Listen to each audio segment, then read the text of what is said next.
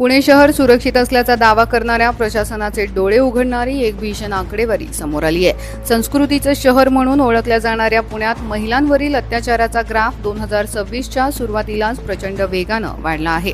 2026च्या पहिल्या 3 महिन्याची म्हणजेच केवळ 90 दिवसांची आकडेवारी पाहिली तर अंगावर काटा येईल।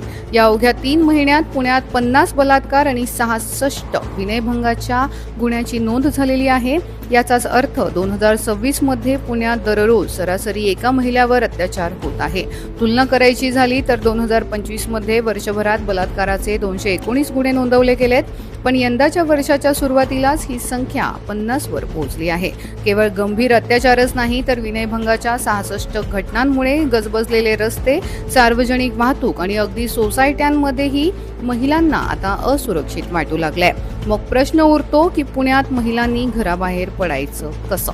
गुन्हेगारांमध्ये पोलिसांचा धाक उरलाय की नाही, की प्रशासन केवळ आकडेवारी मोजण्यात मग्न आहे?